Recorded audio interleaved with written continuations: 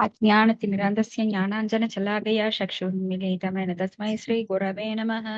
श्रीचैतन्यमनोभीष्टं स्थापिनमेन भूतले स्वयं रूपकदामह्यं तदादि स्वपदान्तिकं वन्देऽहं श्रीगुरु श्रीयुतपदाकमलं श्रीगुरून् वैष्णवां च श्रीरूपं साग्रजतं सगण रघुनाथान्वितं तं सजीवं सात्वैतं सावधूतं परिजनसहितं कृष्णचैतन्यदेवं श्रीराधाकृष्णपादां सगण ललिता श्रीविशाखान्वितां स हे कृष्णा करुणा सिंधो दीनबंधो जगत्पति गोपेश गोपिका कांत राधा कांत नमोस्तुते तप्त कांचन गौरांगी राधा वृंदावनेश्वरी विशुभानुसुते देवी प्रणमामि हरिप्रिये वाञ्छाकल्पतरुभ्यश्च कृपासिन्धुभ्यश्च पतितानां पावनेभ्यो वैष्णवेभ्यो नमो नमः।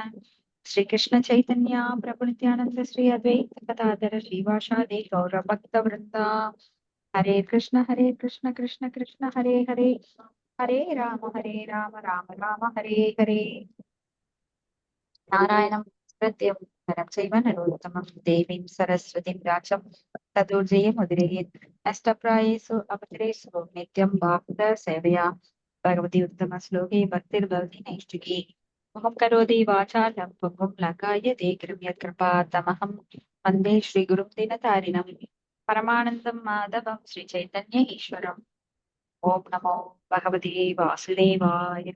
ओम नमो भगवते वासुदेवाय। ओम नमो भगवते वासुदेवाय। इस डिवाइन ग्रेस भक्ति वेदांत स्वामी श्रील प्रभुपाद की जय। பாகவத பிரார்த்தனை. சர்வ சாஸ்திராப்தி மேயுக்ஷா சர்வ வேதைக சத்பலா சர்வ சித்தாந்த ரட்நாட்ய சர்வ லோகைக திருப்ரதா சர்வ பாகவத புராண ஸ்ரீமத் பாகவத பிரபு कालिदुर्वोदितादित्य श्री कृष्ण परिवर्तित परमानंद पाठाय प्रेम वक्षाशरायते सर्वदा सर्वसेव्याय श्री कृष्णाय नमोस्तुमे मत्येह बन्धो मत्सङ्गिन् मद्गुरु मन्महातन मत्निस्तारक मद्वाक्य मतानन्द नमोस्तुते असाधु साधु तदाहिन् अधिनोच्चताः आनामुञ्च कासिन् मां प्रेम्णा हृत्खण्डयो स्फुरा. हरे कृष्णा मते ஓம் ஓம் நம பகவதே வாசுதேவாய. ஓம் நம பகவதே வாசுதேவாய. ஓம் நம பகவதே வாசுதேவாய. எல்லா வேத இலக்கியங்களிலும் கடைதெடுக்கப்பட்ட அமிர்தமே, வேதங்களை மிக முக்கியமான ஆன்மீக பழமே மற்றும் எல்லா தத்துவங்களின் முடிவுகளான ஆபரணங்களை கொண்டவரே, உலக மக்களுக்கு ஆன்மீக பார்வை கொடுப்பவர் மற்றும் வைஷ்ணவர்களின் உயிர் மூச்சாக விளங்குபவரே, பகவானே, நீர் கலியுகத்தின் இருளை போக்குவதற்காக உதித்த சூரியன்.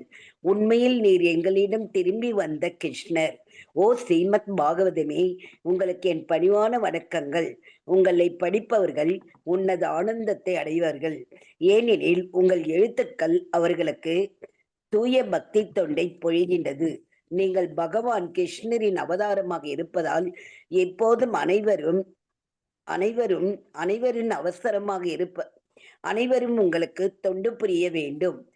ஸ்ரீமத் பாகவதமே, என்னுடைய ஒரே நம்பரே, உடனிருப்பவரே, என்னுடைய மரியாதை கலந்த வணக்கங்களையும் ஏற்றுக்கொள்ளுங்கள். ஸ்ரீமத் பாகவதமே, புனிதமற்றவர்களுக்கும் புனிதத்தை வழங்குபவரே, மிகவும் வீழ்ச்சியடைந்தவர்களை உயர்த்துபவரே, என்னை எப்போதும் கைவிட வேண்டாம். கிருஷ்ணருக்கான தூய பக்தி தொண்டுடன் எப்போதும் என் இதயத்திலும் தொண்டையிலும் தோன்றுவீராக. ஓம் தத் சத். ஹரே கிருஷ்ணா மாதாஜி. தேங்க்யூ. ஹரே கிருஷ்ணா. தேங்க்யூ மாதாஜி. ஸ்ரீமத் பாகவதம் 4வது காண்டம், அத்தியாயம் 8, ஸ்லோகம் 38. நூனம் பவான் பகவதோ யோ அங்கஜ பரமேஷ்டினः விதுதன்னடதே வித்வீனாம் ஹிதாய ஜகதோ ஹர்கவதோ. ஹரே கிருஷ்ணா. கடைங்க மாதாஜி. மொழிபெயர்ப்பு.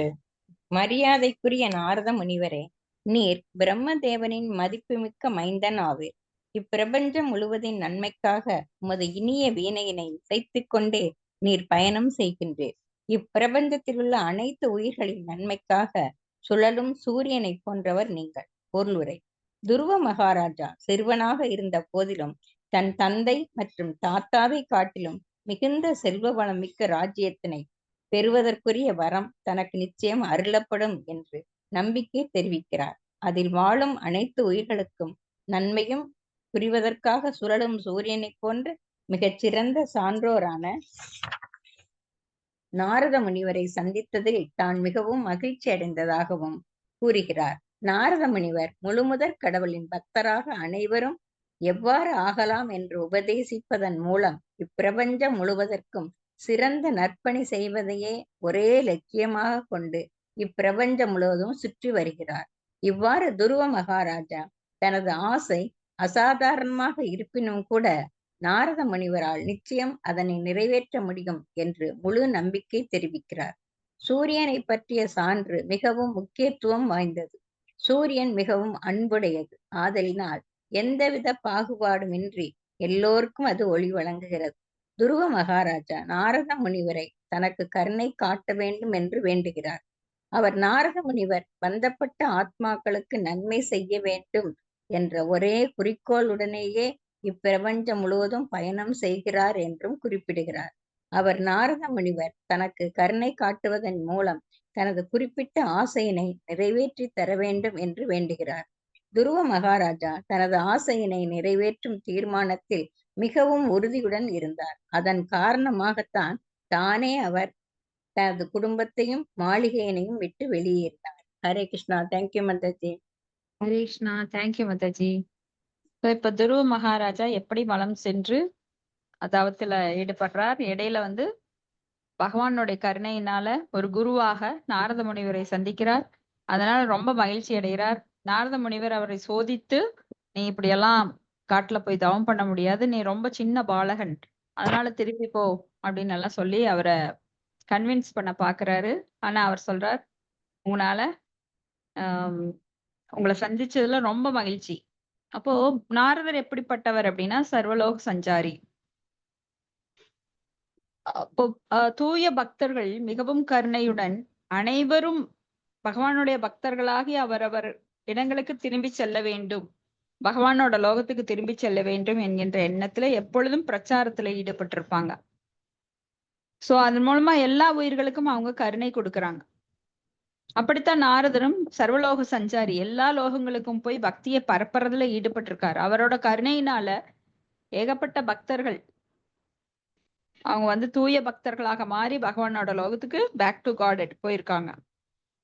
அப்ப சூரியன் எப்படி இதுக்கு என்ன ஒரு ஒப்புமை கொடுக்கிறான்னா ஸ்ரீல பிரபுபாதர், சூரியன் எப்படி இவங்க நல்லவங்க, இவங்க கெட்டவங்க, இவங்க எனக்கு வேணும், இவங்க வேண்டாதவங்க, விலங்குகள் அப்படின்னு சொல்லி, பயிர்கள் அப்படின்னு சொல்லி எல்லாருக்கும் தனித்தனியா தனது ஒளிக்கதிர்களை தர்றது கிடையாது. சூரியன் எங்கும் தனது ஒளிக்கதிர்களை பரப்புவது போல இந்த தூய பக்தர்கள் என்ன பண்ணுவாங்க, தனது கருணை அனைவருக்கும் கொடுப்பார்கள். பார்ஷியாலிட்டியே பார்க்க மாட்டாங்க, இவங்க வேணும், இவங்க வேண்டாம், இவங்களுக்கு கொடுக்கணும், இவங்களுக்கு கொடுக்க கூடாது அப்படின்னு.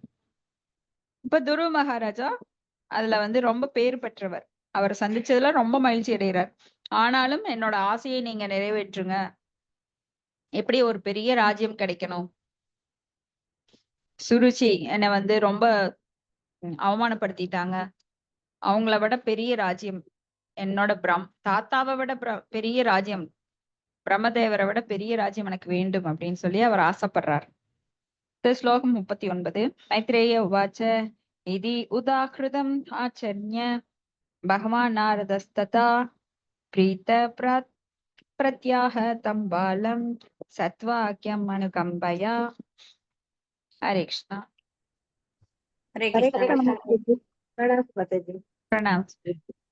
மைத்ரேய உவாச்ச, அது படிச்சிட்டீங்க, மொழிபெயர்ப்பு. மிகச்சிறந்த சான்றோரான நாரத முனிவர் துருவ மகாராஜாவின் வார்த்தைகளை கேட்டு அவர் மீது மிகவும் கருணை உடையவராக ஆனார். தனது அளவற்ற கருணையினை அவருக்கு அருள வேண்டும் என்பதற்காக கீழ்வரும் தேர்ந்த உபதேசத்தினை அவர் அருளினார். பொருளை, நாரத முனிவர் மிகச்சிறந்த ஆன்மீக குரு ஆதலினால் ஒருவனை சந்திக்கும் பொழுது அவனுக்கு மிக சிறந்த வரம் அருளுவது என்பது அவரது இயற்கையாகும். துருவ மகாராஜாவோ ஒரு குழந்தை. அவரது தேவையும் ஒரு விளையாட்டு குழந்தைக்குரியதாகவே இருந்தது. நாரத முனிவரும் அவர் மீது மிகுந்த கருணை கொண்டிருந்த காரணத்தினால் அவர் நன்மைக்காகவே கீழ்வரும் ஸ்லோகங்களை கூறலுற்றார். ஹரே கிருஷ்ணா. அப்போ இங்க வந்து பிரீத்தனா மகிழ்ச்சி, மகிழ்ச்சி அடைந்து அனுகம்பையா கருணையோட, அனுகம்பையான கருணையுடன் அவருக்கு வந்து ஒரு நல்ல ஒரு நிலைக்காக அவருக்கு போதனை செய்யறார். அது பின்னாடி நம்ம வர ஸ்லோகங்களை பார்க்கலாம். ஸ்லோகம் 40. நாரத உவாச்ச ஜனனியா பிஹித பந்தா சவைனி ஸ்ரேயஸ் சஸ்யதி பகவான் வாசுதேவன் தம் பஜதம் பிரவணாத்மனா. ஹரே கிருஷ்ணா. பரீட்சணத்தை நான் படை மொழிபெயர்த்து மகாமுனிவர் நாரத துருவ மகாராஜாவிடம் கூறினார். முழுமுதற் கடவுளின் பக்தி தொண்டு பாதையில் தொடர்வாயாக என்று உன் அன்னை சுனிதியினால் உனக்கு அருளப்பட்ட உபதேசம் உனக்கு மிகவும் பொருத்தமானதாகும். ஆகையினால் முழு மூச்சுடன் நீ பகவானின் பக்தி தொண்டில் ஈடுபடுவாயாக. பொருளுரை: துருவ மகாராஜாவின் தேவை பிரம்மதேவனை காட்டிலும் மிக பெரிய உலகினை தான் பெற முடியும் என்பது. இப்பிரபஞ்சத்தில் பிரம்மதேவன் மிகுந்த மேன்மையான நிலை பெற்றவர், தேவர்களுக்கெல்லாம் தலைவர். ஆனால் துருவ மகாராஜாவோ அதை காட்டிலும் உயர்ந்த நிலை பெற விரும்புகிறார். ஆகையினால் அவரது ஆசை சாதாரண தேவர்களை வலுவடிவதனால் நிறைவேறி விடாது. பகவத்கீதையில் கூறியிருக்கின்றபடி தேவர்களால் அருளப்படும் வரங்கள் தற்காலிகமானவையே. ஆகையினால் நாரதர் துருவ மகாராஜாவை அவர் அன்னை பரிந்துரைத்த கிருஷ்ணர் அல்லது வாசுதேவரை வழிபடும் பாதையினையே பின்பற்ற சொல்கிறார். கிருஷ்ணர் எதை வழங்கினாலும் அது பக்தனின் எதிர்பார்ப்பை காட்டிலும் உயர்ந்ததாகவே இருக்கும். துருவ மகாராஜாவின் விருப்பம் தேவர்களால் நிறைவேற்றக்கூடியதல்லதென்று நாரதரும் சுனிதியும் நன்கறிவர். ஆகையினால் இருவரும் பகவான் கிருஷ்ணருக்கு பக்தி தொண்டு புரியும் முறையினை பின்பற்றும்படி அவருக்கு பரிந்துரைக்கின்றனர். நாரத முனிவர் இங்கே பகவான் என்று குறிப்பிடப்படுகிறார். ஏனெனில் முழுமுதற் கடவுளை போன்று அவரும் ஒருவருக்கு ஆசிகள் வழங்கக்கூடியவர். ஆதலினால் தான் அவர் துருவ மகாராஜாவிடம் மிகவும் மகிழ்ச்சியுற்றிருந்தார். ஆகையினால் தனிப்பட்ட முறையில் அவருக்கு எதையும் வழங்குவதற்கு அவர் தயாராகவே இருந்தார். ஆனால் அவ்வாறு செயல்படுவது ஓர் ஆன்மீக குருவிற்கு கடமை அன்று.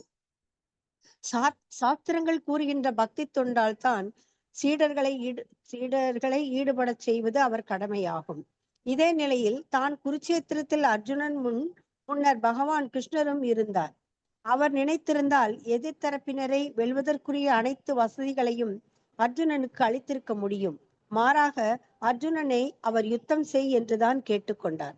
அதே வழியில் தான் நாரத முனிவரும் துருவ மகாராஜாவிடம் அவரது ஆசை நிறைவேறும் என்று வேண்டும் என்றால் அவர் பக்தி தொண்டில் ஈடுபட வேண்டும் என்று கூறுகிறார். Hare Krishna. Thank you. Hare Krishna. Thank you Matej. So இங்க வந்து நாரத முனிவர் முழுமுதற் கடவுள் கிட்ட பக்தி தொண்டின் பாதையில் தொடர்பாயாக என்று எப்படி அவங்க அன்னையால உபதேசம் செய்யப்பட்டது. சோ கடவுள் எல்லாருக்குமே கொடுப்பார்.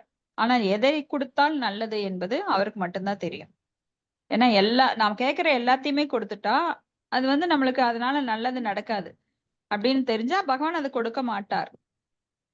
ஆனா தன் குழந்தைக்கு எப்பொழுது என்ன வேண்டும், ஒரு தாய்க்கு தான் தெரியும் தன் குழந்தைக்கு எப்பொழுது பசிக்கும், எப்பொழுது எதை கொடுக்க வேண்டும், எந்த அளவு கொடுக்கணும், எது கொடுத்தா நல்லதுன்னு ஒரு தாய்க்கு மட்டும்தான் தெரியும். இப்போ நம்ம நம்ம குழந்தைய கொண்டு போய் ஒரு நாள் பக்கத்து வீட்டுல விட்டுட்டு போனோம் அப்படின்னா அவங்களுக்கு எதுவுமே தெரியாது. அவங்க என்ன கொடுக்கறது, குழந்தைக்கு எதை கொடுத்தா அந்த குழந்தை சந்தோஷமா இருக்கும், பசி சரியாகும். அப்போ அவங்க வந்து அவங்க அம்மா இன்ஸ்ட்ரக்ட் பண்ணுவாங்க, பாருங்க இத்தனை மணிக்கு இது மட்டும் ஒரு ஸ்பூன் கொடுங்க, அப்புறம் பழம் கொடுங்க, அப்புறம் ஜூஸ் கொடுங்க, எப்படி. ஏன்னா தாய்க்கு மட்டும்தான் தெரியும் தன் குழந்தைக்கு எது நல்லது எது கெட்டது. அது போல பகவான் நமக்கு கொடுத்தார் என்றால் அதுல நன்மை இருக்கும், கொடுக்கலைனாலும் அதுல நன்மை இருக்கும். ஒரு பக்தன் பகவானை சரணடையும் போது அவனுக்கு நல்லதோ தீயதோ அவன் வந்து எதையும் சகித்து கொண்டு அவன் வந்து முன்னேறி கொண்டே இருக்கிறான்.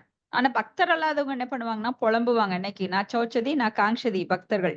ஆனா பக்தர்கள் அல்லாதவங்க எப்பவுமே புலம்பல், எப்பவுமே அவங்களுக்கு வந்து தேவைகள் இருந்துட்டே இருக்கும், புலம்பிட்டே இருப்பாங்க.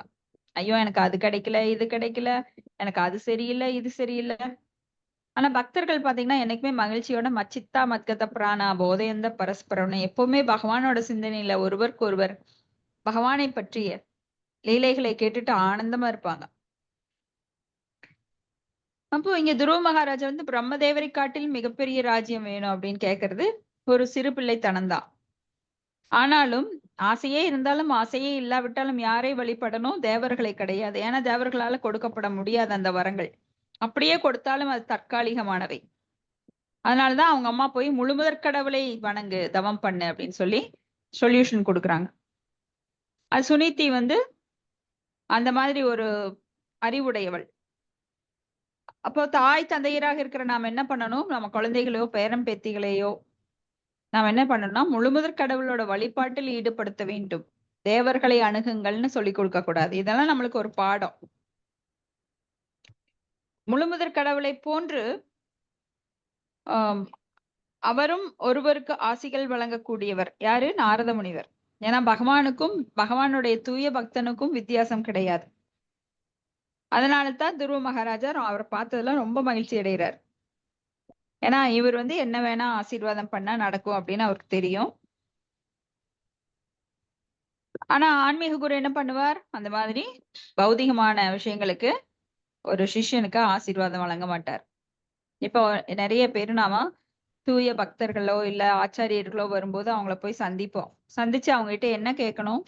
எனக்கு இன்னும் கொஞ்சம் பொருள் வேணும், எனக்கு வீடு கட்டணும், இப்போ வரன் வர மாட்டேங்குது, என் பையனுக்கு வந்து நல்ல வரன் வேணும். இதெல்லாம் பௌதிகவாதிகள் கேட்கறது. ஆனா பக்தர்கள் அப்படி கேட்கவே கூடாது. ஏன்னா பக்தர்கள் பௌதிகத்திலிருந்து விடுபட்டவர்கள். பௌதிகத்திற்காக அவங்க மறுபடியும் மறுபடியும் ஆழமா தோண்டிட்டு இருக்க மாட்டாங்க. புதைக்குழி. எல்லாம் புதைக்குழி எவ்வளவு தூரம் நீங்க முயற்சி பண்ணி அதுல எந்திரிக்கலாம்னு நினைச்சாலும் அது வீழ்ச்சி தான் வரும். அப்ப பௌதிகமா உங்களுக்கு எவ்வளவு கிடைக்குதோ அதுல வீழ்ச்சி தான் வந்துட்டு இருக்கும்.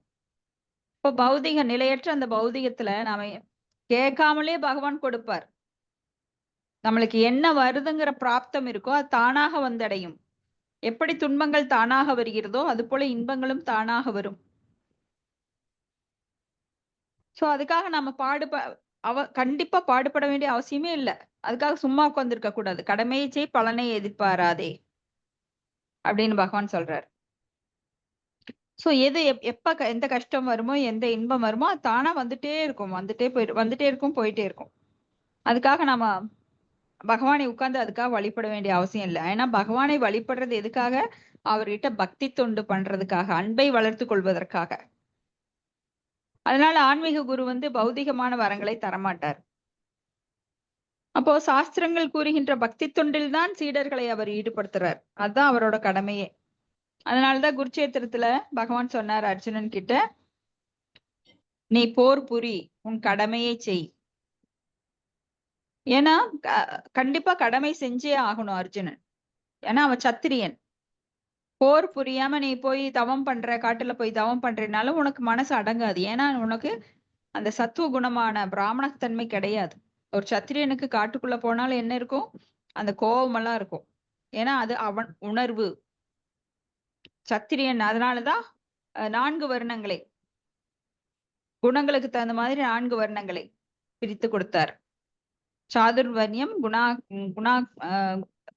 குணகர்ம விபாகச்சக அப்படின்னு சொல்லி 4 வர்ணங்கள் வந்து குணங்களுக்கு தகுந்த மாதிரி நான் ஏற்படுத்தி கொடுத்தேன் அப்படிங்கிறார். அப்ப ஒரு சத்திரியன் காட்டுல போய் தவம் பண்ணா அவன் மனசை அடக்க முடியாது. அங்க யாராவது வந்து ஏதாவது சண்டை போட்டுது அப்படின்னா எந்திரிச்சு புலியே கிட்ட வந்தாலும் அதை கொல்லணும்னு அவன் வாள் எடுத்துட்டு போயிடுவான். பிராமணன் மாதிரி அவராது மனதை அடக்கி தவம் பண்ண முடியாது. அதனாலதான் அர்ஜுனன் வந்து பகவான்கிட்ட சொல்றார், சஞ்சலம் ஹி மன கிருஷ்ண பிரமாதி பலவத்திரிடம் தஸ்யாகம் நிக்கிரகம் மன்யே சாதுர் ஏவ ஸ்ரூ துஷ்கரம் அப்படின்னு. என்னால் எதை வேணா அடக்க முடியும், இந்த காற்றை கூட அடக்கி விட முடியும், ஆனால் என் மனதை அடக்க முடியவில்லை கிருஷ்ணா, எனக்கு ஒரு வழிகாட்டு அப்படின்னு. கடைசியில அந்த கார்பண்ய தோசையில என்ன சொன்னாருன்னா, நான் சரணடைகிறேன்னு சொன்னார். உண்மையில அவர் சரணடையில, வாயிலதான் சொல்லிட்டாரு. கார்பண்ய தோசை பகதா சுபாவக பிரிச்சாமிதாம் தர்ம சம்மூட சேதக யச்ரேயக சியாம் நிச்சீதம் புருஹிதன்மை சிஷ்யஸ்தேயாகம் சாதிமாம் தாம் பிரபன்னம் அப்படின்னா சரணடைகிறேன். ஆனா அவர் சரணடைஞ்சார் கேட்டா இல்ல. அதுக்கப்புறம் நிறைய சந்தேகங்கள், கேள்விகள் கேட்டுட்டே இருக்காரு. அது எப்படி முடியும், இது எப்படி முடியும், அது எப்படி கர்ம யோகம்னா என்ன, ஞான யோகம்னா என்ன, எதுக்காக இப்படி ஒருத்தன் எப்படி இருப்பான், பக்தன்னா அதுக்குரிய அடையாளம் என்ன, இப்படி நிறைய கேள்விகள் கேட்கிறார். அதனாலதான் நம்மளுக்கு பகவத்கீதை ஃபுல்லாமே பகவான் சொல்றாரு விளக்கமா. கர்ம யோகம்னா என்ன, ஞான யோகம்னா என்ன, அஷ்டாங்க யோகம்னா என்ன, அஷ்டாங்க யோகிகள் எப்படி அந்த பிரம்மத்தை அடையிறாங்க, அங்கிருந்து எப்படி மறுபடியும் வீழ்ச்சி அடையிறாங்க, நிஷ்கர்ம யோகம்னா என்ன, சகாமிய கர்மானா என்ன, இது எல்லாம் புட்டு புட்டு வைக்கிறார். அப்ப எதுக்காக அர்ஜுனனுக்கு ஒண்ணும் தெரியாதா? ஏன்னா அவர் நல்ல பக்தர். அப்ப நமக்கு தெரியறதுக்காக அவர் மீண்டும் மீண்டும் அந்த சந்தேகங்களை எழுப்புறார். ஏன்னா சந்தேகம் என்பது அசுரத்தனம். சந்தேகங்கள் மனசுல இருந்தா என்ன ஆகும்? நம்மளுக்கு ஒரு கிளாரிட்டி இருக்காது. திருப்ப திருப்ப தப்பு பண்ணிட்டே இருப்போம். சோ சந்தேகங்களை நீக்கி கொண்டு தெளிவுடன் நாம் இருக்கும்போதுதான் பக்தி தொண்டு பண்ண முடியும். அப்ப இங்க வந்து அர்ஜுனனுக்கு யுத்தம் செய்யன்னு சொல்ற மாதிரி இவர் சொல்றாரு நாரத முனிவர் துருவ மகாராஜா கிட்ட, உன்னது ஆசை நிறைவேறும் வேண்டும் என்றால் நீ பக்தி தொண்டில் ஈடுபட வேண்டும். அகாம சர்வ காமோவா மோக்ஷ காம உதாரதி தீவிரேன பக்தி யோகேன யஜேத புருஷம் பரம். ஆசையே இருந்தாலும் ஆசையே இல்லாவிட்டாலும் உனக்கு மோட்சமே வேண்டும் என்றாலும் யாரை வழிபடணும்? முழுமுதற் கடவுளை மட்டுமே வழிபட வேண்டும். சர்வதர்மான் பரிதச்ச மாம் ஏகம் சரணம் விரஜ, என்னை மட்டும் சரணடைன்னு சொல்றார். சோ அதைத்தான் இங்க நாரத முனிவரும் திரும்ப சொல்றார். அடுத்த ஸ்லோகம் 41. தர்மார்த்த காம மோக்ஷ்யம் ய இச்சே ஸ்ரேய ஆத்மனஹ ஏகம் ஹி ஏவ ஹரேஸ்தத்ர காரணம் பாத சேவனம். ஹரே கிருஷ்ணா மாதாஜி. படிக்கிறேன் மாதாஜி. மொழிபெயர்ப்பு பொருளுரை வழங்கியவர் தெய்வத்தில் ஆஷா பக்தி வேதாந்த சுவாமி பிரபுபாதருக்கு ஜெய். தர்ம நெறி, பொருள் வளம், புலனுணர்ச்சி மற்றும் முக்தி என்னும் 4 கொள்கைகளின் பலன்களை விரும்பும் ஒருவன் முழுமுதற் கடவுளின் பக்தி தொண்டில் தன்னை ஈடுபடுத்திக் கொள்ள வேண்டும். அவரது தாமரை திருவடிகளை வணங்குவதனால் இவற்றின் மீதுள்ள விருப்பம் நிறைவேறும். பொருளுரை பகவத்கீதையில் முழுமுதற் கடவுளின் அனுமதியின் பேரிலே தேவர்கள் வரம் அருளுகின்றனர் என்று கூறப்பட்டிருக்கிறது. ஆகையினால் தேவர்களுக்காக எந்த ஒரு வேள்வியும் எப்போதெல்லாம் செய்யப்படுகிறதோ அங்கு நாராயண ஷீலா அல்லது சாலக்கிராம ஷீல வடிவத்தில் இருக்கும் பரமபுருஷ பகவான் அவ்வேள்வினை ஏற்க முன்வருகிறார். பரமபுருஷ பகவானின் அனுமதி இன்றி தேவர்களால் எந்த வரமும் அருள முடியாது. ஆகையினால் நாரத முனிவர் தர்மநெறி, பொருள் வளம், புலனுணர்ச்சி, முக்தி போன்றவற்றுக்கூட ஒருவன் முழுமுதற் கடவுளை அணுகி தனது விருப்பம் நிறைவேற வேண்டும் என்பதற்காக அவரது திருவடி தாமரைகளை வழிபட வேண்டும் என்று அறிவுறுத்துகிறார். இதுதான் உண்மையான அறிவுடைமையாகும். புத்திமான் எதை பெறுவதற்காகவும் தேவர்களை வழிபட மாட்டான். அவன் அனைத்து வரங்களுக்கும் ஆதாரமாக விளங்கும் முழுமுதற் கடவுளிடமே நேரடியாக செல்வான். பகவத்கீதையில் பகவான் ஸ்ரீ கிருஷ்ணர் சமய சடங்குகளை நிறைவேற்றுவது மட்டுமே உண்மையான சமயமாகாது என்று கூறுகிறார். உண்மையான சமய நெறி என்பது பரமபுருஷ பகவானின் திருவடி தாமரைகளை சரண் புகுவதே ஆகும். உண்மையாகவே முழுமுதற் கடவுள் திருவடி தாமரைகளை ஒருவன் சரணடைந்தால் என்றால் பொருளாதார வளர்ச்சி என்று அவன் தனித்த முயற்சி ஏதும் செய்ய வேண்டிய கட்டாயம் இல்லை.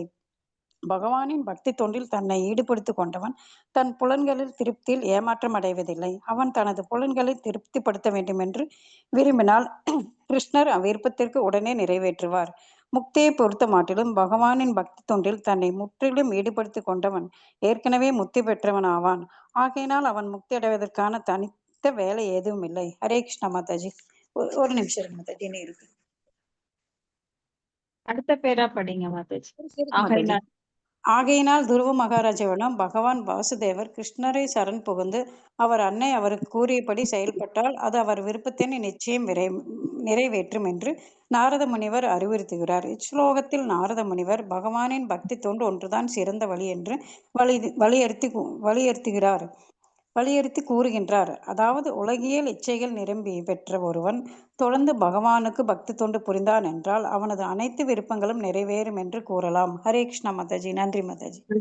தேங்க்யூ மாதாஜி.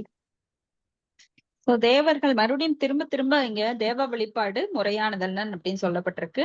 அப்போ முழுமுதற் கடவுளின் அனுமதியின் பேரிலேயே தேவர்கள் வரம் கொடுக்கிறார்கள். ஏன்னா அவங்களுக்கு தனியாக எந்த ஒரு தகுதியும் கிடையாது, பவர் கிடையாது. அவங்க எங்கிருந்து அதை வாங்குறாங்க பவரை? இப்ப நம்ம வந்து எலக்ட்ரிசிட்டி இருக்கு, நம்ம வீட்டுக்குள்ள எல்லாம் எல்லா பக்கமும் பல்ப் எரியுது, ஃபேன் ஓடுது, ஃப்ரிட்ஜ் ஆன் பண்ணிருக்கிறோம். எங்க இருந்து அந்த கரண்ட் வருது சொல்லுங்க? எங்க இருந்து அந்த கரண்ட் வருது? பவர் ஹவுஸ்ல இருந்து வருது. பவர் ஹவுஸ்க்கு எங்க இருந்து வருது? பவர் ஹவுஸ் நீர்வீழ்ச்சியில இருந்து எடுக்கிறாங்க, அதுல இருந்து வருது. அப்ப மெயின் சோர்ஸ் எங்க இருக்கு? உற்பத்தி தண்ணியில. பண்ற இடத்துல. சோ ஆமா. உற்பத்தி பண்ற இடத்துல இருந்து பவர் ஹவுஸ்க்கு வருது, பவர் ஹவுஸ்ல இருந்து நம்ம வீட்டுக்கு வருது. ஆனா நாம என்ன நினைப்போம், ஓ அந்த சுவிட்ச போட்டா இங்க அவன் அவன் ஆன் பண்ணிருக்கிறதுனால நம்மளுக்கு கிடைக்குது அப்படின்னு நினைக்கிறோம். ஆனா அது எங்க இருந்து மெயினா கிடைக்குது அப்படின்னா, உற்பத்தி ஆகிற இடத்துல இருந்து நம்மளுக்கு கிடைக்குது. அப்போ குழந்தை வந்து பொம்மை அது வந்து இயக்கும் போது என்ன பண்ணுதுன்னா, அது அதிசயமா பார்க்கும். ஆஹா இந்த பொம்மை பாரு எவ்வளவு அழகா ஓடுது, அது குதிக்குது அப்படின்னு சொல்லி. ஆனா அவங்க பேரண்ட்ஸுக்கு தான் தெரியும் அந்த பொம்மையை உருவாக்குறதுக்கு ஒரு படைப்பாளி இருக்கிறான், அதன் மூலமா அந்த பொம்மை இயங்குதுன்னு. அது போல தேவர்கள் வந்து கொடுக்குறாங்கன்னு அதுக்கு மேல நினைக்க முடியாதவங்களுக்கு என்னன்னா, தேவர்கள் முழுமுதற் கடவுள் ஆயிடுறாங்க. சோ எல்லாத்துக்குமே ஒரு ஆதி இருக்கிறது அப்படிங்கறத அவங்க மறுபடியும் அதுக்கு மேல எல்லாம் புரட்டி பாக்குறது கிடையாது. அதோட அந்த லெவல்லயே நின்னுக்குறாங்க. ஏன்னா அது அவங்க எல்லாம் மதி குறைந்தவர்கள். பால் வாங்கல. இப்ப ஒரு விஷயம் எடுத்துட்டோம் அப்படின்னா நம்ம வந்து அதை முழுமையா ஆராயணும். சில நடுப்பக்கங்களை மட்டும் நாம படிச்சுக்கிட்டு நாம வந்து அந்த முழுவதுமாக புரிந்து கொண்டோம் அப்படிங்கிற ஒரு முட்டாள்தனத்துல மென்டல் ஸ்பெகுலேஷன்ல இருக்கக்கூடாது. சோ ஆதி எதற்கு எதன் மூலம் இது எங்கிருந்து வந்தது, அது எங்கிருந்து வந்தது, அப்புறம் ஆரம்பம் அப்படிங்கிறதுக்கு போறதுக்கு ஒரு புத்திசாலினாலதான் முடியும். ஆனா இந்த இடையிலேயே நின்னுக்கிறவங்க நிறைய பேர் இருக்காங்க. அவங்களுக்கெல்லாம் இந்த முழுமுதற் கடவுள் பற்றிய ஞானம் கிடைக்கிறதே கிடையாது. ஏன்னா அவங்க வந்து அதுக்கு மேல ஆராய்ச்சி பண்றதுக்கு அவங்களுக்கு அந்த திறமை கிடையாது. மத்தக ஸ்மிருதி ஞானம் அபோகனம் அந்த அந்த ஞானத்தையும் யார் தர்றாருன்னா முழுமுதற் கடவுள் பகவானே. அதுக்கு என்ன வேணும்னா சுக்ருதி வேணும். அப்ப சுக்ருதி வேணும்னா பக்தர்களோட துணை கொண்டு, அப்ப பக்தர்களுடன் சேர்ந்து பக்தி பண்ணும்போது அவங்களுக்கு அந்த சுக்ருதி கிடைக்குது. அதனால அவங்களுக்கு ஞானம் அளிக்கப்படுகின்றது. பகவான் எப்படி தர்றாருன்னா தானாக நேரடியாக தருவதில்லை, தனது பக்தர்கள் மூலமா அவங்களுக்கு அந்த ஞானத்தை தர்றாரு. ஏன்னா அவங்க அடியேனுக்கு அடியேனாக தாசானு தாசனாக இருக்கும்போது மட்டும்தான் அந்த புத்தி அவங்களுக்கு கிடைக்குது. இல்ல நான் நேரடியா கடவுளை அணுகிறேன் அப்படிங்கிறவங்களுக்கும் கிடைக்காது. நேரடியா அணுகிறதுக்கு யாருக்கும் தகுதி இல்லை. அதனால ஒரு குருவை சரணடைந்து தத்வித்தி பிரதிபாதேன பணி பிரச்சனைன சேவையா உபதேசந்தி தேஜானம் ஞானின தத்துவ தர்ஷனக அப்படின்னு ஒரு குருவை சரணடைந்து அடக்கத்துடனும் பணிவுடனும் அவருக்கு சேவைகள் செய்து நிறைய விஷயங்களை அவர்கிட்ட இருந்து கேள்வி கேட்டு தெளிவு பெற்று, அதாதோ பிரம்ம ஜிக்ஞாசா பிரம்மனை பற்றிய ஆய்ந்தறிவுல ஈடுபட்டு நிறைய சந்தேகங்கள் கேட்டு தெளிவு பெற வேண்டும்.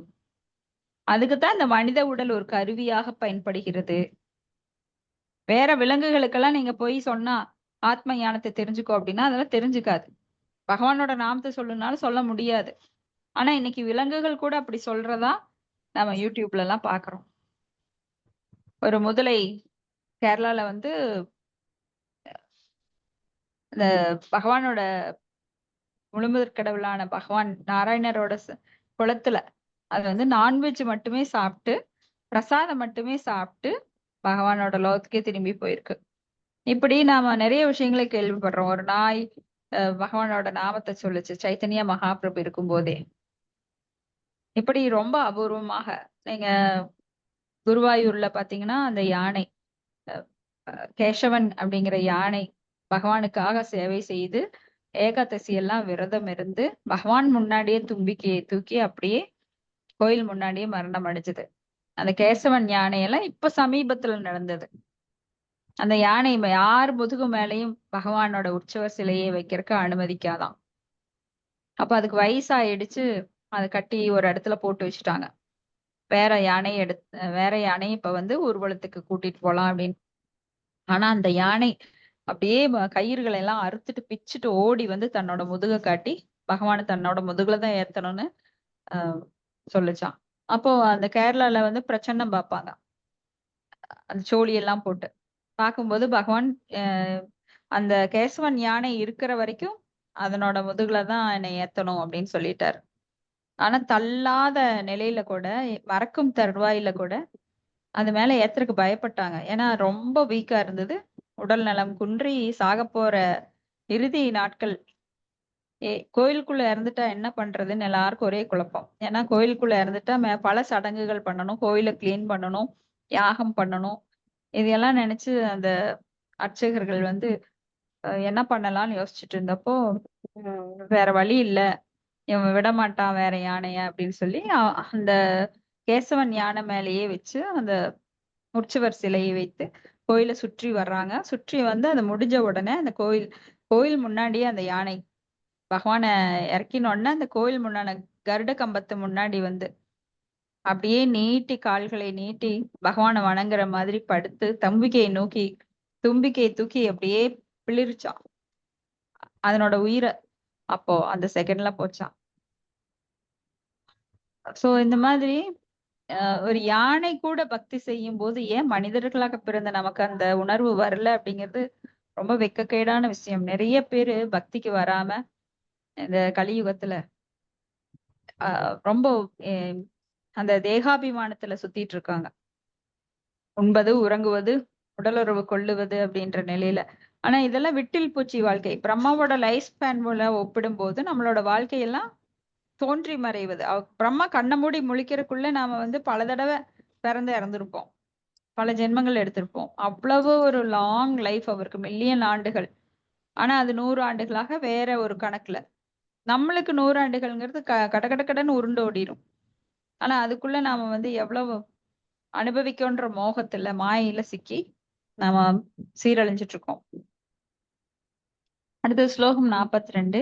சத்தாத கச்ச பத்ரம் தே யமுனாயாஸ்தடம் சூசி புண்ணியம் மதுவனம் யத்ர சாநித்யம் நித்யதா ஹரே. நான் படிக்கிறேன். அது படிங்க. மொழிபெயர்ப்பு. ஆகையினால் அன்பு புதல்வா, உனக்கு அனைத்து மங்களங்களும் உண்டாவதாக. யமுனை நதியின் கரைக்கருகில் மதுவனம் என்றொரு சோலை இருக்கிறது. அங்கு சென்று உன்னை தூய்மைப்படுத்திக் கொள்வாயாக. அங்கு ஒருவன் செல்கிறான் என்றால் அவன் முழுமுதற் கடவுளின் அருகில் செல்கிறான் என்று பொருள். ஏனென்றால் இறைவன் எப்போதும் அங்குதான் இருப்பார். பொருளுரை. நாரத முனிவரும் சுனிதியும் முழுமுதற் கடவுளையே வழிபட வேண்டும் என்று துருவ மகாராஜாவிற்கு அறிவுறுத்தினர்.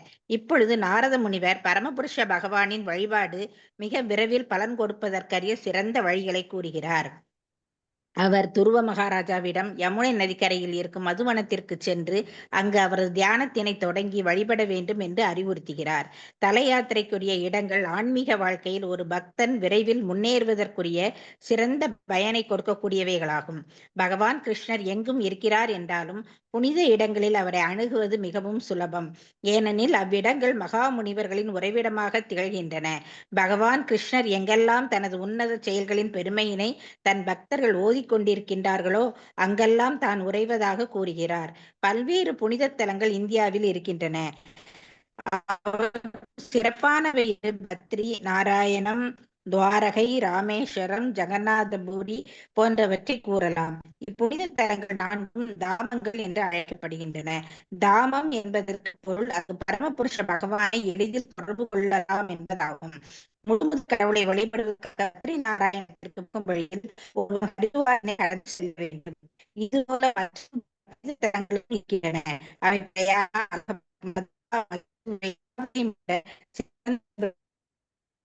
ஹரே கிருஷ்ணா. வாய்ஸ் பிரேக் ஆகி வருது. கேட்கல மாதாஜி சரியா? மலைய மாதாஜி நீங்க படிங்க. படிக்கிறேன். மலைய மாதாஜி படிங்க. படிக்கிறேன். அவற்றுள் சிறப்பானவை என்று பத்ரி நாராயணம், துவாரகை, ராமேஸ்வரம், ஜெகநாதபுரி போன்றவற்றை கூறலாம். இப்புனித தலங்கள் நான்கும் தாமங்கள் என்று அழைக்கப்படுகின்றன. தாமம் என்பதற்கு பொருள் அங்கு பரமபுருஷ பகவானை எளிதில் தொடர்பு கொள்ளலாம் என்பதாகும்.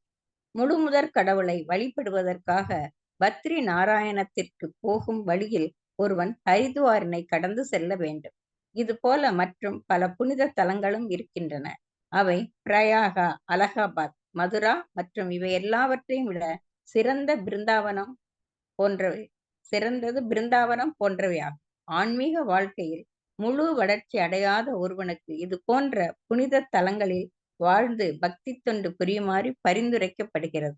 ஆனால் எப்போதும் சமய அறநெறிகளை உபதேசித்து கொண்டிருக்கும் நாரத போன்ற உயர்ந்த பக்தர்கள் பரமபுருஷ பகவானுக்கு எந்த இடத்தில் வேண்டுமென்றாலும் சேவை செய்வார். சில நேரங்களில் அவர் நரகம் போன்ற மோசமான இடங்களுக்கும் செல்கிறார். இருந்தாலும் நரக சூழ்நிலைகள் நாரத முனிவரை பாதிக்காது. ஏனெனில் அவர் பக்தி தொண்டில் மிகச் சிறந்த பொறுப்பான செயல்களிலேயே ஈடுபடுகிறார். நாரத முனிவரின் கூற்றின்படி மதுவனம் இப்போதும் மதுரா மாவட்டத்தில் பிருந்தாவனத்திற்கு அருகில் இருக்கிறது. அதுவே மிக உயர்ந்த புனித தலம் என்கிறார். அநேக தெய்வீக அருளாளர்கள் இப்பொழுதும் அங்கு வாழ்ந்து கொண்டு பகவானுக்கு பக்தி தொண்டு புரிந்து வருகின்றனர். பிருந்தாவனத்தில் மொத்தம் 12 வனங்கள் இருக்கின்றன. அவற்றில் ஒன்றுதான் இந்த மதுவனம்.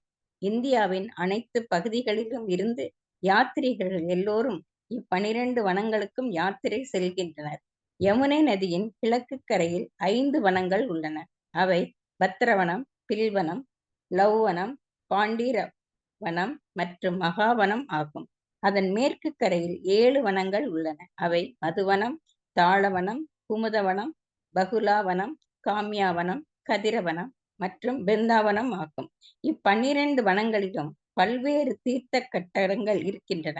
அவை பின்வருவன: அவிமுக்தம், அதிரூடம், புக்கிய தீர்த்தம், பிரயாக தீர்த்தம், கனகலம், திந்துக தீர்த்தம், சூரிய தீர்த்தம், வடசுவாமி, துருவகட்டம். துருவகட்டம் கனி மரங்களும் மலர்ச்செடிகளும் நிறைந்த புகழ்வாய்ந்த இடமாகும். ஏனென்றால் அங்குதான் துருவ மகாராஜா கடுமையான தவங்களும் துறவு நெறிகளும் மேற்கொண்டதாகும். 10 ரிஷி தீர்த்தம், மோக்ஷ தீர்த்தம், புத தீர்த்தம், கோகர்ணம், கிருஷ்ணகங்கை, வைகுண்டம், அசிகுண்டம், சது, சாமுத்திரிக கூபம், அக்ரூர தீர்த்தம். அக்ரூர ரதத்தில் கிருஷ்ணரையும் பலராமரையும் மதுராவிற்கு அழைத்து சென்ற பொழுது அனைவரும் இங்குதான் நீராடினர். யானிக விப்ரஸ்தானம், குப்ஜ கூபம், ரங்கஸ்தலம், மாஞ்சஸ்தலம், மல்லயுத்த ஸ்தானம், தசாஸ்வ மேதம் போன்றவை ஆகும். ஹரே கிருஷ்ணா. தேங்க்யூ மதர்ஜி. ஹரே கிருஷ்ணா. தேங்க்யூ மாதாஜி. சோ இங்க வந்து துருவ மகாராஜா யமுனை நதிக்கரையில மதுவனத்துல சென்று தியானத்தை தொடங்குறாரு. ஏன் சில இடங்கள் இது வந்து யாரோட இன்ஸ்ட்ரக்ஷன் அப்படின்னா நாரத முனிவர் அந்த இடத்த காமிக்கிறார். ஏன் இருந்த இடத்துலயே உக்காந்துக்க வேண்டியது தானே தவம் பண்ணிட்டு, அப்ப ஏன் அந்த இடத்துக்கு போகணும்? பொதுவா வானப்பிரஸ்தம் அப்படின்னா வனம் சென்று அங்கு பகவானை வழிபடுதல். ஏன் வனத்துக்கு போறோம் அப்படின்னா வனம் என்பது அங்க வந்து சத்துவகுணம் நிறைந்திருக்கும். அங்க வந்து இந்த காற்று மூச்சுன்னு இந்த சவுண்ட் பொல்யூஷன், இந்த மார்க்கெட்ல வருங்க கஜ கஜான சத்தம். இப்போ எப்படி நேரங்கள்ல பாத்தீங்கன்னா நம்மளுக்கு சத்துவகுணம் நேரம் என்பது பிரம்ம முகூர்த்த நேரம். அப்புறம் என்ன ஆகும்னா 9 மணி 8 மணிங்கிறப்பவே ரஜோகுணம் ஆரம்பிச்சிடும். அப்புறம் நம்ம மாலை பொழுது 6 மணி வரைக்கும் இந்த ரஜோகுணத்துல எப்பவும் மக்கள் எல்லாம் வந்து தீவிரமா இருப்பாங்க. இரவாகும்போது மறுபடியும் தமோகுணத்துல சோம்பேறித்தனம், தூக்கம், அது மறுபடியும் காலையில எந்திரிக்கும் போது சத்துவகுணம் வெளிப்படும். அதே போல யுகங்கள் பாத்தீங்கன்னா முதல்ல சத்தியுகம், திரேதா யுகம், அதெல்லாம் வந்து சத்துவகுணம் நிறைந்திருந்தது. அப்புறம் இந்த கலியுகம் வந்து எல்லாருக்கும் தெரியும், ரஜோகுணத்தாலும் தமோகுணத்தாலும் நாம எல்லாருமே பாதிக்கப்பட்டு அதுலதான் ஊறி கிடக்குறோம். அறியாமை அப்படிங்கிறது தான் இங்க மேலோங்கி இருக்குது. அது வந்து இந்த கலியுகத்தோட குணம். அது போல சத்துவகுண செடிகள் பாத்தீங்கன்னா அது நல்ல சுவையுள்ள மாம்பழம், ஆப்பிள் அது மாதிரி தரும். அப்போ ரஜோகுண செடிகள், தமோகுண செடிகள் பாத்தீங்கன்னா முட்செடிகள், யாருக்குமே உபயோகம் இருக்காது. இப்படி ஒன்னொன்னுலே பாத்தீங்கன்னா சத்துவகுணம், தமோகுணம் இதெல்லாம் வெளிப்படும். கிராமப்புறங்கள்ல பாத்தீங்கன்னா அங்க சத்துவகுணம் வெளிப்படும். எப்படின்னா மக்கள் எல்லாம் ரொம்ப இன்னசென்ட்டா இருப்பாங்க. நீங்க அங்க போய் பாருங்க, யார்கிட்டயாவது ஒரு வீட்டை தட்டுனீங்கன்னா உடனே அவங்க என்ன வேணுங்க அப்படின்னு சொல்லி கொஞ்சம் தண்ணி கொடுங்க அப்படின்னா தண்ணி யதார்த்தமா கொண்டு வந்து கொடுப்பாங்க. பசிச்சுதுன்னு சொன்னா உணவு கொண்டு வந்து தருவாங்க. ஆனா இங்க போய் ஒரு வீட்டை தட்டுனீங்கன்னா கதவெல்லாம் திறக்க மாட்டாங்க. ஜன்னல்ல இல்ல ஏதாவது ஒரு ஹோல்ஸ் வழியா பார்த்துக்கிட்டு யாரு அப்படிம்பாங்க. ஏதாவது கேட்டீங்கன்னா ஓடிரு அப்படிம்பாங்க. எனக்கு வேலை இருக்கு, என்னால வர முடியாது. இல்ல வீட்டு கதவை தட்டினா ஆளே இருக்க மாட்டாங்க. உள்ள உட்காந்துட்டு இருப்பாங்க, ஆனா திறக்கவே மாட்டாங்க. சோ இந்த மாதிரி இந்த காஸ்மோபாலிட்டிக் சிட்டிஸ்ல எல்லாம் பாத்தீங்கன்னா ரஜோகுணம், பெரும்பாலும் ரஜோகுணம் அதுலயே தான் ஓடிட்டு இருப்பாங்க. இரவு வந்து பகல் மாதிரி இருக்கும். அப்ப இரவு பொழுது வந்து அவங்களுக்கு யானிஷா சர்வ பூதானாம் அந்த ஸ்லோகத்தை பாக்குறோம். பக்தர்களுக்கு எப்பவுமே இரவு இரவு அப்படிங்கிறது ரெஸ்ட் எடுக்கக்கூடிய நேரமா இருக்கும். பகல்ல வந்து ஆய்ந்தறிவுல ஈடுபடுவாங்க. ஆனா இந்த ரஜோகுணத்துல தமோ குணத்துல இருக்கிறவங்க நைட்டை பகலாக்கிடுவாங்க, பகலை நைட் ஆக்கிடுவாங்க. அவங்களுக்கு 12 மணி வரைக்கும் நல்லா தூங்குவாங்க. அதுக்கப்புறம் மெதுவா எந்திரிச்சு ஏதாவது சாப்பிட்டுட்டு மறுபடியும் தூங்கிடுவாங்க. அப்புறம் நைட்டு பார்த்தா ரொம்ப சுறுசுறுப்பு. பேய்கள் தான் அந்த மாதிரி இருக்கும். நைட் எல்லாம் ரொம்ப சுறுசுறுப்பா இருக்கும் பேய் பிசாசுகள். அந்த காலத்துல சொல்லுவாங்க நைட்டெல்லாம் வெளியில போகாத, நேரத்துல வந்து சேரு அப்படின்னு. ஆனா இந்த காலத்துல பெண்கள்ல இருந்து எல்லாமே நைட்டு தான் ரொம்ப சுறுசுறுப்பா. ஐடி கம்பெனில எல்லாம் பாத்தீங்கன்னா நிறைய பேர் அந்த ரஜோ குணத்துல நிறைய சம்பாதிக்கணும் சம்பாதிக்கணும்னு நைட் ஷிஃப்ட் எடுத்து நான் அதையும் எக்ஸ்ட்ரா ஒர்க் பண்ணி கழுதைகள் மாதிரி அவங்க உழைச்சிட்டே இருக்காங்க. எதுக்கு உழைக்கிறோம், இது எங்க போக போறோம், நம்ம யாரு, உடலா ஆத்மாவா ஒண்ணும் தெரியாது. ஆனா பாடுபட்டுட்டே இருப்பாங்க. அதையெல்லாம் எங்கேயும் கொண்டு போக முடியாது, அவங்க அனுபவிக்க முடியாது. இதுல ஒரு மிக உயர்ந்த விஷயம் என்னன்னா, அவங்க அனுபவிக்கவே முடியாது. ஆனா அவங்க உழைச்சிட்டே இருப்பாங்க. இப்ப கட்டடம் கட்டுறாங்க, கட்டடத்தை என்னென்ன சாப்பிட முடியுமா? ஆனா அதை இருக்கிறதுக்காக அந்த கட்டடம் இல்லாதவனும் இருக்கிறான் குடிசையில, ஆனா நிம்மதியா இருக்கான். ஆனா இருக்கிறவன் பாத்தீங்கன்னா நிம்மதியே இருக்காது, ஓடிட்டே இருப்பான் சக்கரத்தை கட்டிட்டு கால்ல. சோ எங்க ஓடுறாங்க, எதுக்காக இப்படி ஓடுறாங்க? ஸ்ரீல பிரபுபாதர் பார்த்து கண்ணீர் விடுறாரு. இவங்களுக்கு ஏன் இப்படி ஒரு மோகம்? மோகம் அப்படின்னா பேராசை.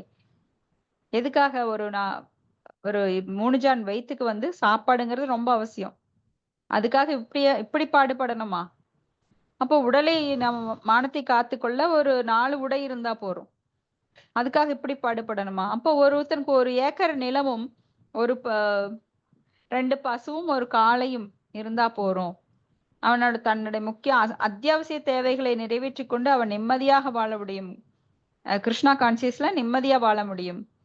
அதுக்குதான் சில பிரபுபாதர் அப்பவே வந்து அந்த விவசாய நிலத்துல ஒரு பிராமணத்தன்மையோட வளர்ற ஒரு வைஷ்ணவ சமுதாயத்தை உருவாக்கறதுக்கு பாடுபட்டாரு. இன்னைக்கெல்லாம் அது வெளிநாடுகள்ல நடந்துட்டு இருக்கு. சோ அவங்களுக்கெல்லாம் வேதங்கள் கற்றுக் கொடுக்கப்பட்டு அவங்க அதுலயே விவசாயத்துல ஈடுபட்டு அதுலயே நிம்மதியா ஒரு குடில் போட்டு அங்க வாழ்ந்துட்டு இருக்கிறாங்க. வெளிநாட்டவர்கள் வந்து நம்மளுடைய பாரம்பரியத்தை பின்பற்றி அவங்க எல்லாம் வாழ்ந்துட்டு இருக்காங்க. நாம அவங்க பாரம்பரியத்தை பின்பற்றி நமக்கு சூட் ஆகாத ஒரு கோட் சூட் எல்லாம் போட்டுக்கிட்டு, ஏன்னா நம்மளோட பிரதேசம் வந்து ரொம்ப வெம்மையானது. இங்கெல்லாம் நமக்கு அவங்கள குளிருக்கு கோட் சூட் போட்டுட்டாங்க, நாம இந்த வெப்பத்துல கோட் சூட் போட்டுக்கிறோம். இது வந்து கோமாளித்தனமா அவங்களை பார்த்து கடைபிடிச்சிட்டு இருக்கிறோம். அவங்களுடைய நாகரிகம் வந்து அந்த குளிர்கால அந்த குளிர்ல எல்லாம் வந்து அவங்களுக்கு ஜீரணம் அப்படிங்கிறது அந்த மாமிசம் சாப்பிட்டாதான் கொஞ்சம் அதெல்லாம் சரிப்பட்டு வரும். அதுக்காக அவங்க சாப்பிட்டாங்க. ஆனா நம்மளோட பண்பாடு அது கிடையாது. மாமிசம் அப்படிங்கிறது வெறுக்கத்தக்கது.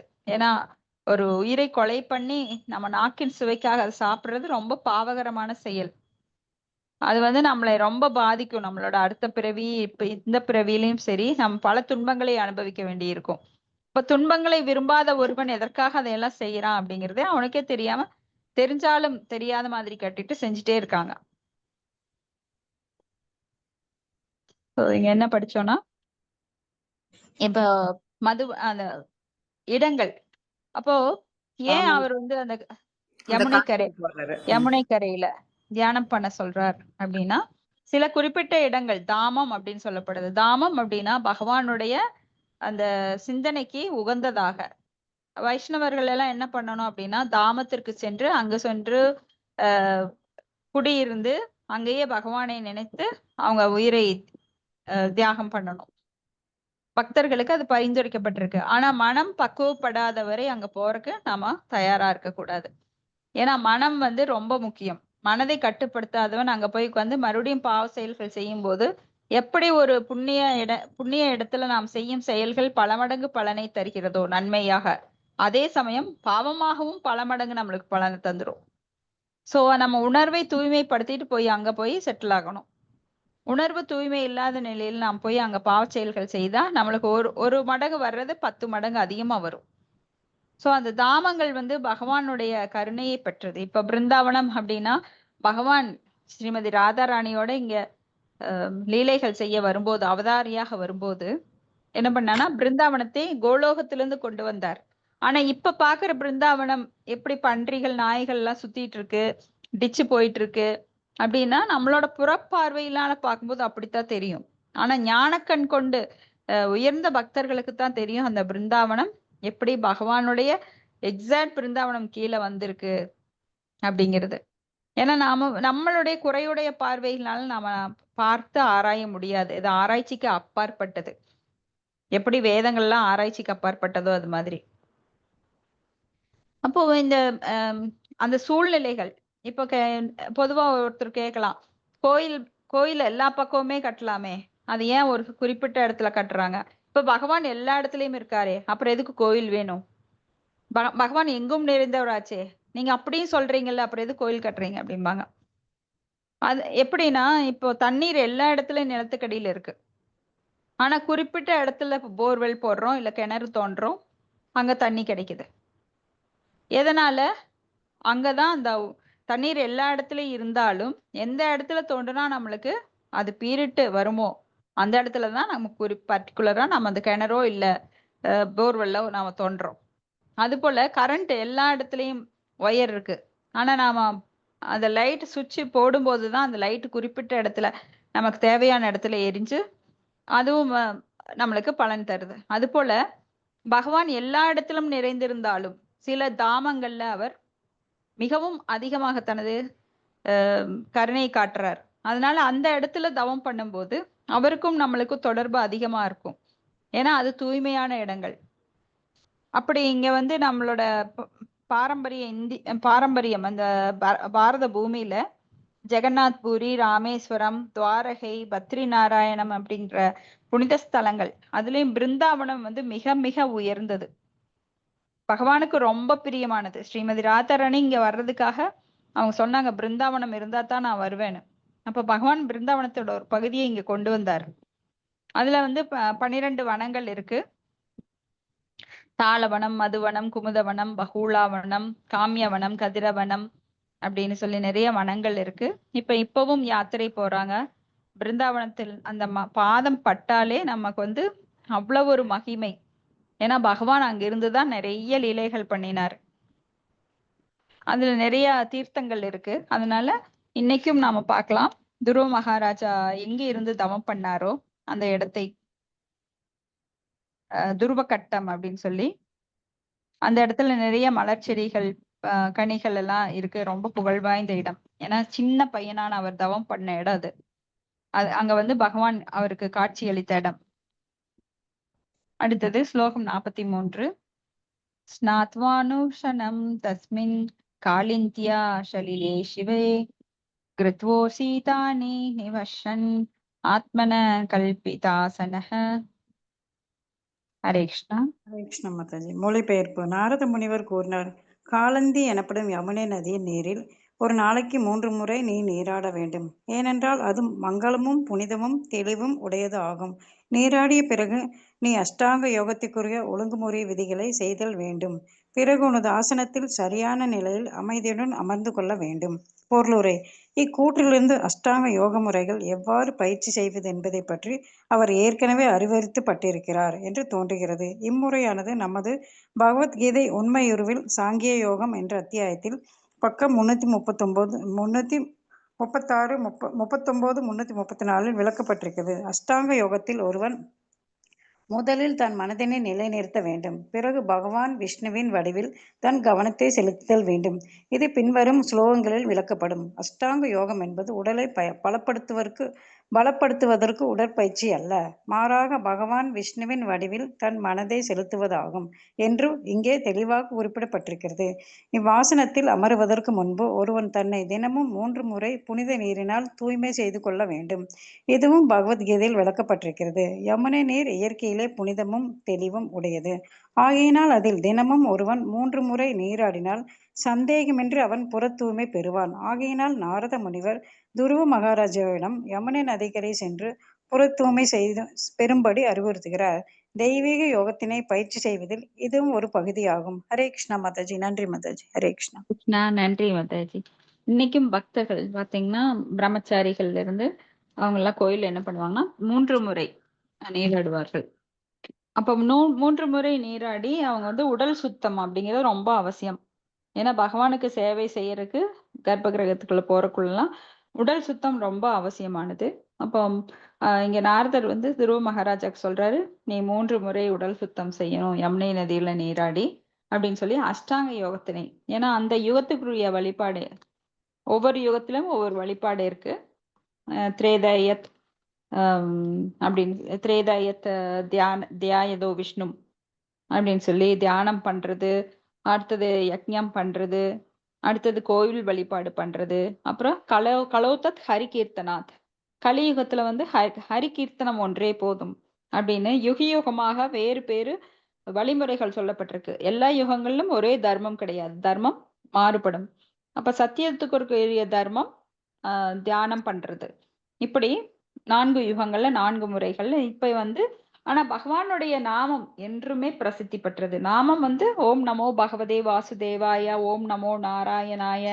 ஸ்ரீமத் ஸ்ரீபாத ராமானுஜாரியார் சொன்னார், ஓம் நமோ நாராயணாய அப்படின்னு சொல்லி கோபுரத்தினோட உச்சியிலிருந்து எல்லாருக்கும் அதை சொன்னார். அப்போ அவருடைய குரு கூட கோவிச்சுட்டாரு. நான் சொன்ன மந்திரத்தை ரகசியமா வைக்க சொன்னா நீ கோபுரத்து மேல ஏறி எல்லாருக்கும் சொல்லிட்டியே, இதனால எனக்கு வந்து எனக்கு அபச்சாரம் பண்ண அந்த பாவத்தை நீ ஏத்துக்கோ, நீ நரகத்துக்கு தான் போவ அப்படிங்கிறார். அப்ப அவர் சந்தோஷமா சொல்றார், நான் ஒருவன் நரகத்துக்கு போனாலும் இங்க இருக்கிற ஆயிரக்கணக்கான பேர் வந்து பகவானோட லோகத்துக்கு போறாங்க, எனக்கு அதுவும் ரொம்ப சந்தோஷம்னு சொல்லும்போது அவர் நீதான் என்னோட குருன்னு சொல்லி அவரை பாராட்டுறார். சோ இந்த மாதிரி இங்க வந்து இவர் யமுனை நதிக்கு போய் அந்த அஷ்டாங்க யோகம் அந்த காலத்துக்கு உகந்த வழிபாடு யம நியம ஆச்சன பிராணயாமா பிரத்யங்காரா தாரண சமாதி அப்படின்னு ஒரு நிலைகள், ஒரு நிலையும் செய்யறதுக்கு 100 வருடங்கள் கூட ஆகும். ஏன்னா அந்த காலத்துல அவங்களுக்கு ஆயுட்காலம் அவ்வளவு இருந்தது, அதனால அவங்களால செய்ய முடிஞ்சது. இன்னைக்கு மனுஷனுக்கு இருக்கிறதே 80 வருஷம் 100 வருஷம். அதுல ஒரு முறை மட்டும்தான் நாம பின்பற்ற முடியும். யம அப்படின்னா எதை விடுவது. இப்ப நிறைய பேர் வந்து சிக்கன் மட்டன் எல்லாம் சாப்பிட்டுட்டு போய் நான் யோகா பண்றேன்னு யோகா கிளாஸ்ல போய் உக்காந்துப்பாங்க. அது எவ்வளவு பெரிய தவறு. பாவச் செயல்களை செய்து அதுல ஒரு நன்மையை பெற வேண்டும் அப்படின்னு சொன்னா அதுல ஆத்துல ஒரு கால் சேத்துல ஒரு கால் அதெல்லாம் முடியவே முடியாது. யோகா அப்படின்னா அவங்க வந்து உடல் நலனை பேணி காப்பதுலதான் இன்னைக்கு யோகா அப்படிங்கிறது மக்கள் நினைச்சிட்டு இருக்காங்க. ஆனா யோகா என்பது யுஜ் அப்படிங்கிற வார்த்தை சான்ஸ்கிரிட் வார்த்தையிலிருந்து வந்தது. அதாவது கடவுளுடன் நம்மை இணைப்பது. இணைப்பது அப்படின்னா பிரம்மஜோதியில போய் கலக்கிறது கிடையாது, பகவானுடன் இணைதல். அப்ப உணர்வு பூர்வமாக இணைதல். பகவானும் நானும் சமம் அல்ல, அவரோட போய் நான் இணையிறது நானும் பகவான் ஆயிரலாம் அந்த கருத்து கிடையாது. அகம் பிரம்மாஸ்மி, நானும் கடவுள் அப்படிங்கிறது தவறு.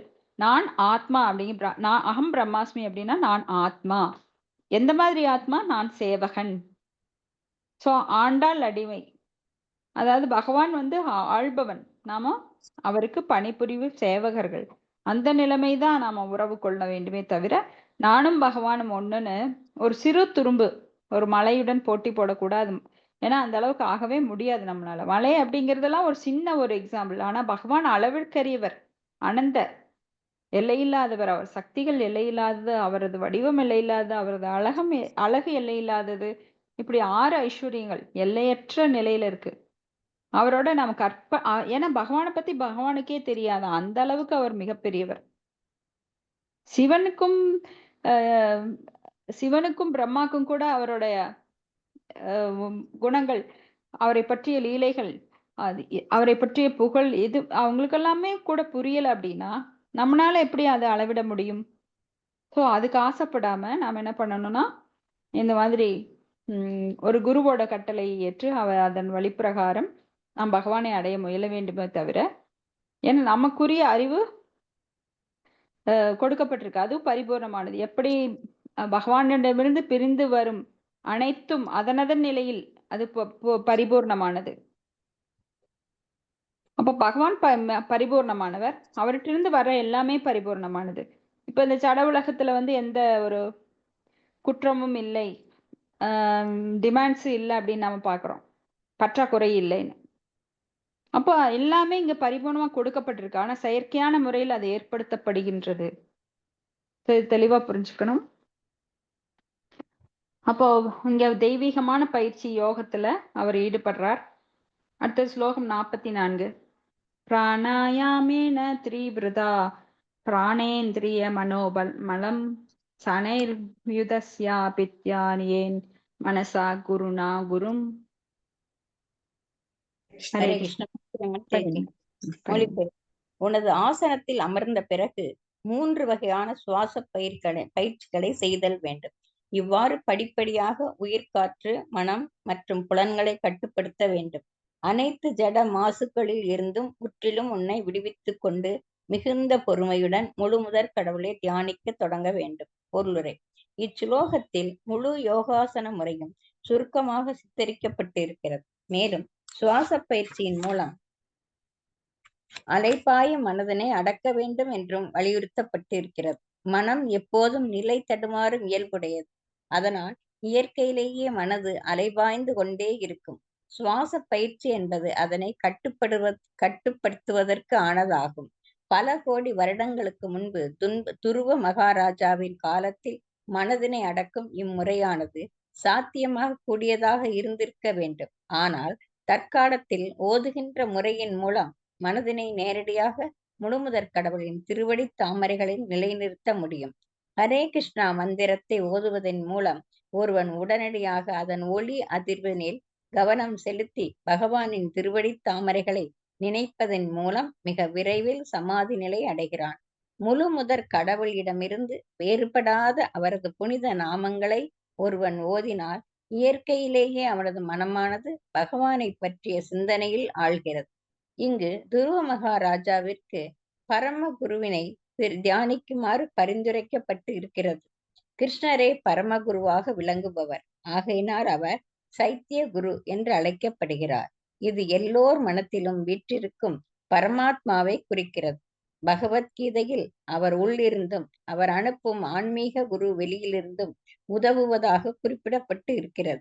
ஆன்மீக குருவானவர் சைத்திய குருவின் புற வெளிப்பாடு ஆவார், அல்லது ஆன்மீக குரு எல்லோருடைய மனதிலும் வீற்றிருப்பவர் ஆவார். பௌதீக பொருட்களை பற்றிய நமது நினைவுகளை விட்டு விடுவதற்கு உதவும் முறை பிரத்யாகாரம் எனப்படும். இது பௌதீக நினைவுகள் மற்றும் தொழில்களை நிறுத்தச் செய்து நம்மை விடுவிக்கிறது. அபித்யா ஏத் என்று இச்சுலோகத்தில் பயன்படுத்தப்பட்டிருக்கும் சொல் ஒருவன் தன் மனதினை நிலை நிறுத்தாவிட்டால் தியானிப்பது கடினம் என்று குறிப்பிடப்படுகிறது.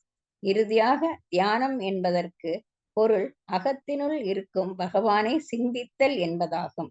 அஷ்டாங்க யோக முறையின் மூலம் ஒருவன் அந்நிலை எய்த பெற்றாலும் அல்லது சாஸ்திரங்களில் தற்கால முறைக்கு உகந்ததாக கூறப்பட்டிருக்கும் தொடர்ந்து பகவானை வழிபடுவது என்பதானாலும் முடிவு என்பது முழுமுதற் கடவுளை தியானிப்பது என்பதே ஆகும். ஹரே கிருஷ்ணா. தேங்க்யூ மாதாஜி. ஹரே கிருஷ்ணா. தேங்க்யூ மாதாஜி. அப்போ அந்த காலத்துல இந்த மாதிரி பல வழிமுறைகள் அஷ்டாங்க யோகத்துல யம நியம. யம அப்படின்னா எதை தவிர்க்க வேண்டும். இப்போ இப்ப போறவங்க எல்லாமே யோகா பயிற்சின்னு சொல்லிட்டு என்ன வேணா சாப்பிட்டுட்டு போறாங்க. ஆனா அப்படியெல்லாம் கிடையாது. இங்க யோகா அப்படிங்கிறது எந்த நேரத்துல பண்ணணும், சத்துவகுணம் அதிகமாக இருக்கின்ற நேரத்துல தான் பண்ணணும். இந்த மாதிரி பல கட்டுப்பாட்டு விதிகள் இருந்தது. அப்போ அது முறையானது.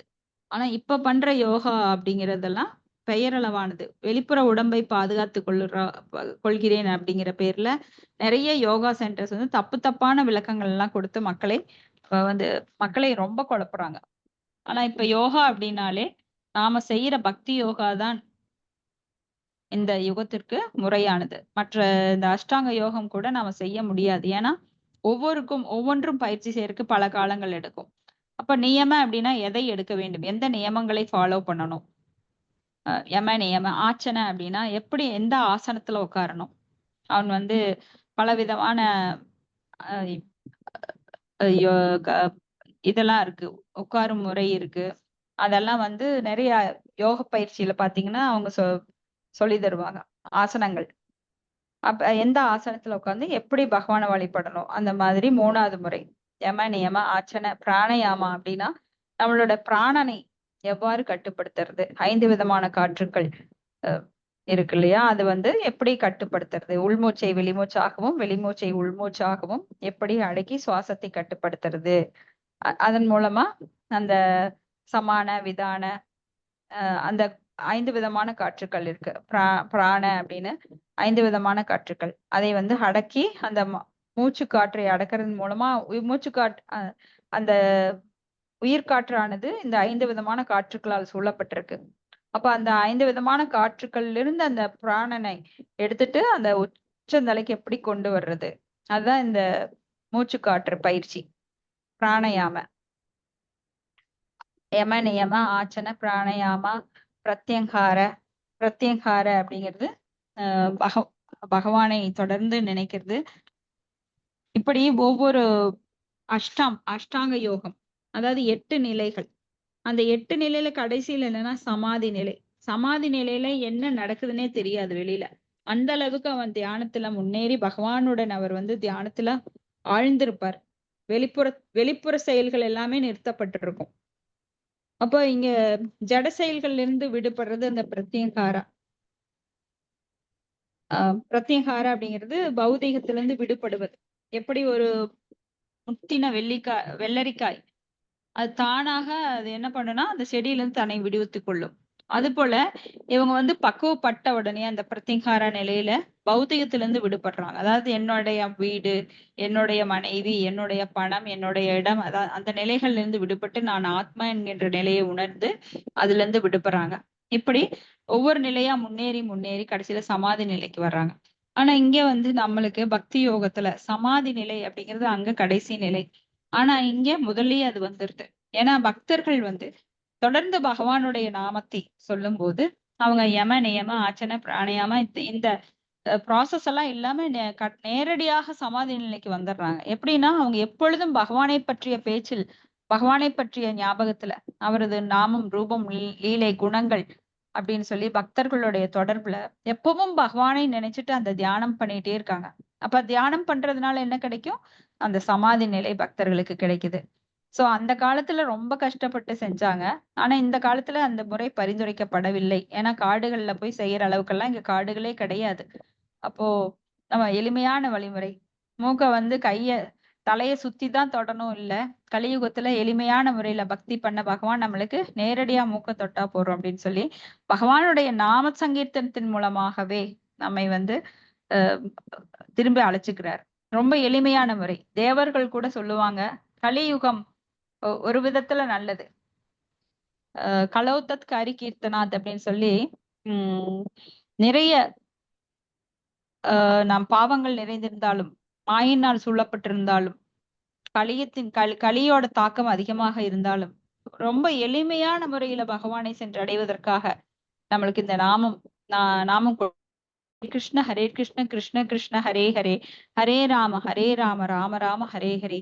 இந்த நாமம் ஒன்றின் மூலமாகவே நாம் பகவானின் லோகத்தை அடைந்து நாமெல்லாம் பேக் டு காடட் சென்றடையலாம் அப்படிங்கிறது. அதான் ஒரு மிகச்சிறந்த நன்மை இந்த உலகத்துல. அதனால தேவர்கள் கூட இந்த கலியுகத்துல பிறக்கணும்னு விரும்புறாங்களாம்.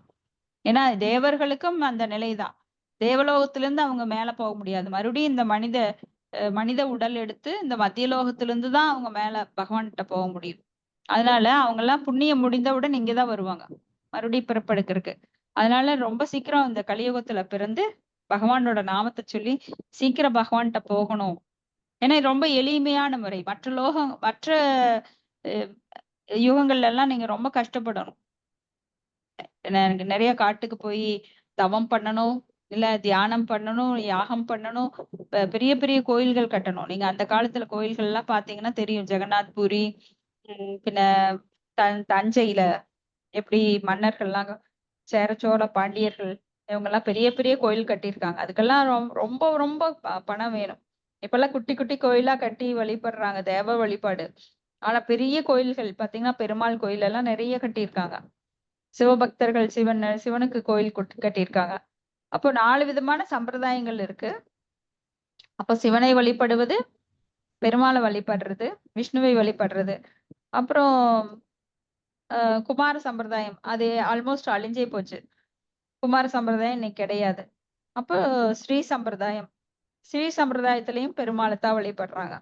ஆனா மகாலட்சுமியும் கூட சேர்த்து வழிபடுறாங்க.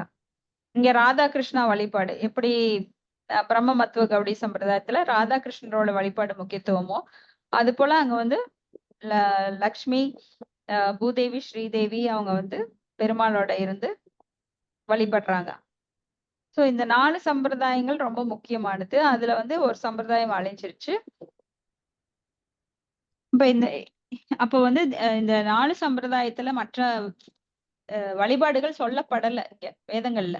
தேவ வழிபாடுகள் சொல்லப்படவே இல்லை. ஆனா மக்கள் வந்து அவங்கவங்க கற்பனைக்கு தகுந்த மாதிரி முட்டாங்களுக்கு கூட மாலை போட்டு வேஷ்டி கட்டி அதுக்கு ஒரு பேரை வச்சு கும்பிட்டுட்டு இருக்காங்க இன்னைக்கு.